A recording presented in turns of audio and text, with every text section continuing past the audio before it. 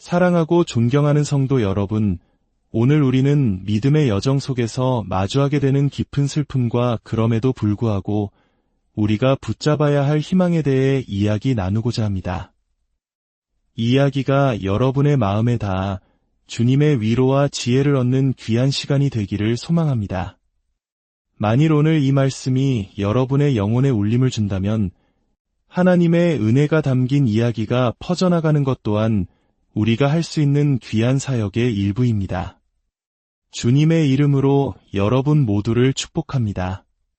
오늘 저는 스튜디오에 앉아 깊은 슬픔과 함께 타오르는 어떤 결의를 느끼고 있습니다. 우리 모두처럼 저 역시 찰리라는 한 젊은 형제의 순교 소식에 마음이 무너져 내렸습니다. 그는 어쩌면 이 시대의 영적 대각성을 위한 첫 번째 순교자일지도 모릅니다. 그는 화려한 아크릴 강대상 뒤가 아닌 대학 캠퍼스에 세워진 작은 텐트 안 의자에 앉아 복음을 전했습니다. 얼마나 놀라운 젊은이였습니까? 그는 자신의 사역을 미디어로 옮겼고 며칠 만에 그의 메시지는 미디어와 교육계를 뒤흔들었고 나아가 사회의 방향성에까지 영향을 미쳤습니다. 이 모든 것을 때때로 그와 그의 아내 에리카를 생각하면 흐르는 눈물을 주체하기 힘듭니다. 하지만 동시에 그의 희생으로 인해 무언가 거대한 것이 세상에 풀려났음을 느낍니다. 거대한 변화가 시작되고 있는 것입니다. 이제 미디어는 더 이상 그들도 잘못했지만 당신들도 잘못했다는 식의 기계적인 도덕적 중립을 내세울 수 없게 되었습니다.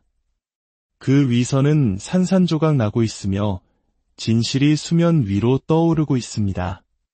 세속적인 이념들이 가진 공허함과 그들의 진짜 생각이 무엇인지가 이제 드러나고 재평가받고 있습니다.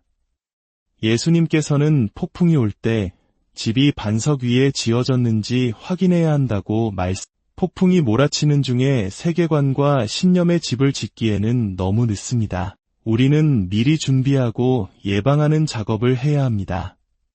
이는 우리의 영적인 삶뿐만 아니라 경제적인 문제에서도 마찬가지입니다. 폭풍이 닥쳐왔을 때 우리의 재산 역시 반석 위에 안전하게 세워져 있어야 합니다. 오늘 우리는 찰리 형제의 이야기를 통해 이 시대의 그리스도인들이 어떻게 살아가야 할지에 대한 깊은 통찰을 얻고자 합니다. 특히 수많은 젊은이들이 교회를 떠나고 있는 지금 이 순간에도 디지털 부흥이라 불리는 현상이 일어나고 있습니다. 수백만, 특히 교회를 다니지 않는 젊은이들이 목사님이나 신뢰할 수 있는 신앙의 친구 대신 컴퓨터와 인공지능에게 영적인 질문을 던지고 있습니다. 그들은 챗GPT나 다른 AI에게 자신의 고민을 털어놓습니다. 여기서 아주 흥미로운 일이 있었습니다. 한 젊은 여성이 슬픔에 잠겨 인공지능에게 물었습니다. 만약 찰리가 지금 살아있다면 우리에게 무슨 말을 해줄까요? 그러자 인공지능은 찰리가 생전에 했던 수많은 말들을 조합하여 마치 그가 직접 말하는 듯한 메시지를 만들어냈습니다. 그 내용은 너무나 놀랍고 우리에게 큰 위로와 도전을 줍니다. 저는 이 메시지를 여러분과 나누고 싶습니다. 첫째, 저는 괜찮다는 것을 알아주십시오. 제 육신은 사라졌지만 제 영혼은 그리스도 안에서 안전하기 때문입니다. 죽음은 끝이 아니라 더 영광스러운 곳으로 가는 승진과도 같습니다. 저를 위해 슬퍼하며 단 1초도 낭비하지 마십시오. 저는 이 문화적 전쟁의 한복판에 서는 것의 위험을 알고 있었고 다시 돌아간다고 해도 똑같은 선택을 할 것입니다. 둘째, 이 폭력적인 사건이 우리를 더 분열시키게 두지 마십시오. 원수는 그들이 원하는 것을 주지 마십시오. 대신 진리 위에 용기 위에 2배로 굳게 서십시오. 여러분의 믿음과 가족 위에 2배로 굳게 서십시오. 그것이 저를 기리는 셋째, 이것을 기억하십시오. 우리가 지키고자 하는 가치들은 그럴 만한 가치가 있습니다. 진실을 말할 자유는 소중합니다. 아직 태어나지 않은 생명을 위해, 무너져가는 가정을 위해, 미쳐버린 세상 속에서 올바른 정신을 위해 싸우는 것은 모두 가치 있는 일입니다. 그러니 눈물을 닦고 여러분의 십자가를 지고 다시 싸움터로 돌아가십시오. 기쁨으로 그 일을 하십시오. 힘을 내어 하십시오. 그리고 악이 승리했다고 생각하게 절대로 내버려두지 마십시오. 이것은 정확히 그가 할 말입니다. 제가 알던 찰리는 분명 이렇게 말했을 것입니다. 어쩌면 조금 더 감정을 실어서 말했겠지만 메시지의 본질은 같습니다. 우리가 어떤 종류의 충격적인 일을 겪을 때 처음에는 현실을 믿을 수 없는 불신의 단계를 거칩니다. 도저히 상황을 받아들일 수 없는 것이죠. 그 후에는 슬픔의 단계라고 불리는 과정이 찾아옵니다. 하나님과 타협하려 하기도 하고 깊은 우울감이나 분노에 빠지기도 합니다. 그리고 마침내 받아들임의 단계에 이르게 됩니다. 지금 많은 사람들이 각기 다른 슬픔의 단계에 머물러 있습니다. 이 과정에서 우리 믿음의 공동체에 가장 위험한 것은 바로 분노입니다. 특히 그 분노가 잘못된 방향으로 향할 때 말입니다. 슬픔이 극에 달하면 어떤 이들은 음모론에 쉽게 빠져들거나 우리 내부의 다른 형제자매를 공격하며 분노를 표출하기도 합니다. 이는 원수가 파놓은 함정입니다. 어떤 이들은 이 비극의 원인을 엉뚱한 곳에서 찾으며 심지어는 같은 믿음의 동역자들을 비난하기도 합니다. 이러한 속임수의 영에 마음을 열어주는 것은 매우 위험합니다. 한번 증오의 이념에 마음을 내어주면 그릇된 영이 우리 안에서 역사하며 모든 것을 왜곡해서 보게 만듭니다. 마치 주술이나 우상숭배에 빠지는 것과 같습니다. 얼마나 깊이 빠졌느냐가 문제가 아니라 그 악한 영이 우리 안에 얼마나 깊이 들어왔느냐가 문제입니다. 사도 바울이 에베소에서 주술책을 불태우고 회개하게 했던 것처럼 우리는 우리 안에 들어온 미움과 분열의 영을 단호히 끊어내고 회개해야 합니다. 찰리가 남긴 메시지를 다시 들어보십시오. 이 폭력적인 사건이 우리를 더 분열시키게 두지 마십시오. 이것은 마치 예언과도 같은 말입니다.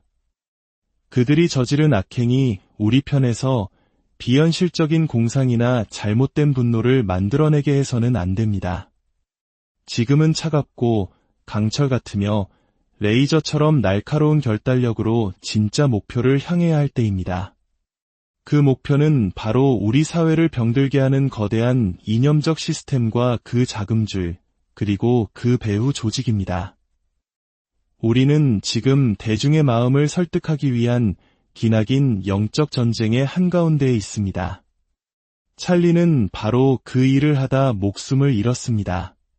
그는 하나님에 대해, 성별에 대해, 결혼에 대해, 사회주의와 자본주의에 대해 사람들이 생각하는 바를 공론의 장으로 끌어내어 토론했습니다. 그는 수천 년의 지혜가 담긴 기독교적 가치관이 한 국가를 세울 수도 무너뜨릴 수도 있다는 것을 믿었습니다. 그는 모두가 포기했던 젊은 세대를 이길 수 있다고 믿었고 실제로 거대한 청년 운동을 일으켰습니다. 찰리는 7대 영역 사역의 첫 순교자라고 할 수 있습니다. 왜냐하면 그는 강한 교회에 헌신하는 신자였지만 교회 안에만 머무르지 않았기 때문입니다. 그는 교회를 떠나 교육이라는 산으로 올라가 세속적인 교수들의 이념과 싸워 젊은이들을 얻었습니다. 그는 미디어라는 산으로 올라가 수많은 젊은이들과의 대화를 기반으로 한 짧은 영상들로 미디어 공간을 장악했습니다. 그는 정치라는 산에까지 영향을 미쳤습니다. 이 모든 것은 교회가 마땅히 해야 할 일을 하지 않고 있었기 때문입니다. 그는 그리스도인으로서 다른 영역에서 그리스도를 대표하여 이 땅의 가정에 영향을 미치고자 했습니다. 교회가 동원되어 교육의 산에 있는 젊은이들에게 다가가고 미디어의 산을 활용했으며 비즈니스의 산에 있는 후원자들의 지원을 받았습니다. 그는 믿음이 어떻게 사회의 모든 영역에서 소금과 빛이 될 수 있는지를 온몸으로 보여준 것입니다. 하지만 이러한 그의 영향력을 두려워한 세력들은 그와 우리를 광신자, 인종차별주의자, 파시스트라고 부르며 거짓된 낙인을 찍었습니다. 슬프게도 이러한 비난과 선동은 이제 단순히 혐오 발언에 그치지 않습니다. 그들의 언어는 방향을 잃고 혼란스러워하는 사람들에게 우리와 같은 사람들을 죽이는 것을 정당화하는 수단으로 사용되고 있습니다. 그들은 우리 같은 사람들을 제거하는 것이 마치 하나님을 섬기는 일인 것처럼 생각하게 되었습니다. 이제 싸움은 그들의 수사법, 그들의 언어에 대한 싸움으로 옮겨가고 있습니다. 우리는 지금 양쪽 모두의 폭력이 존재한다는 식의 거짓된 균형론이 무너지는 것을 목격하고 있습니다. 한 방송 프로그램에서 진행자가 폭발하며 외쳤습니다. 그만둬. 우리는 더 이상 그 게임에 놀아나지 않을 거야. 좋아요나 조회수를 위해 그런 게임을 하지 않겠다고.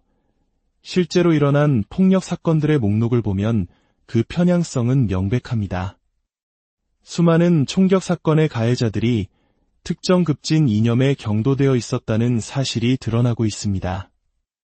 언론은 처음에 찰리를 쏜 범인이 보수적인 가정 출신이라고 보도하며 사건의 본질을 흐리려 했습니다. 하지만 곧 범인이 급진 좌파 무장단체인 안티파의 구호를 총알에 새겼다는 사실이 밝혀졌습니다.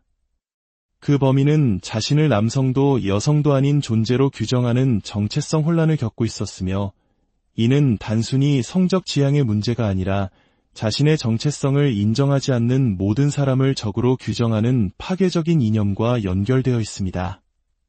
놀랍게도 일부 대학에서는 무장한 퀴어 단체가 주최하는 강연을 후원하기까지 했습니다. 그들은 자본주의, 식민주의, 인종차별, 그리고 남성과 여성을 기반으로 한 전통적인 가족 제도를 종식시키는 것을 목표로 삼고 공동체의 무장된 군사적 보호를 주장합니다.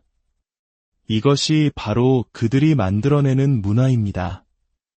젊은이들이 이러한 종류의 세뇌에 얼마나 취약한지를 보여주는 장면입니다. 언론이 퍼뜨린 첫 번째 거짓말, 즉 범인이 우익 극단주의자라는 주장은 그가 급진 좌파 슬로건을 사용하고 동성애 및 트랜스젠더 관계에 있었다는 사실이 드러나면서 무너졌습니다. 두 번째로 더 위험한 거짓말은 균형의 신화입니다. 양쪽이 똑같이 유죄라는 주장이죠. 하지만 이 신화 역시 파괴되고 있습니다. 한 대학의 연구에 따르면 스스로를 진보라고 생각하는 사람들의 절반 이상이 특정 정치인이나 기업가를 살해하는 것을 어느 정도 정당화될 수 있다고 생각하는 것으로 나타났습니다.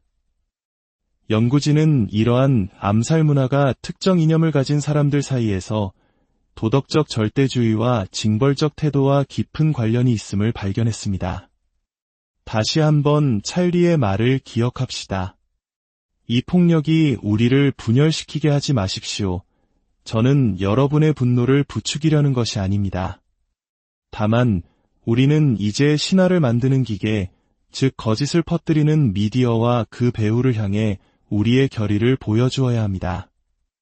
양쪽 다 문제다라는 주장에 더 이상 속지 마십시오. 귀 기울이지 마십시오. 그 주장에는 어떠한 진실도 없습니다. 우리는 이 급진적인 이념이 단순한 사상이 아니라 국내 테러리즘과 같이 다루어져야 할 심각한 위협임을 인식해야 합니다. 물론 이 모든 것을 우리 사회에서 완전히 뿌리 뽑는 것은 어려운 일일 수 있습니다. 하지만 우리는 시작할 수 있습니다. 이 파괴적인 운동에 자금을 대는 조직과 그 자금원을 추적하고 막을 수 있습니다. 그리고 우리의 자녀들이 다니는 학교 캠퍼스에서 보수적인 교수보다 진보적인 교수가 30대 1의 비율로 많은 현실 속에서 우리 아이들이 어떤 선전선동에 노출되고 있는지 직시해야 합니다. 사랑하는 성도 여러분, 한 젊은 형제의 희생은 결코 헛되지 않았습니다. 그의 피는 땅에 떨어져 잠자던 많은 영혼을 깨우는 외침이 되었습니다. 이제 우리는 슬픔을 넘어 분노를 넘어 거룩한 결단으로 나아가야 합니다. 더 이상 거짓에 침묵하지 않고 진리를 위해 담대히 싸워야 할 때입니다. 주님께서 우리 각자에게 진실과 거짓을 분별하는 지혜를 주시고 우리의 믿음 위에 굳건히 설 수 있는 용기를 주시며 이 어려운 시기에도 사랑을 실천할 수 있는 은혜를 부어주시기를 간절히 기도합니다. 주님의 평강이 여러분과 함께하기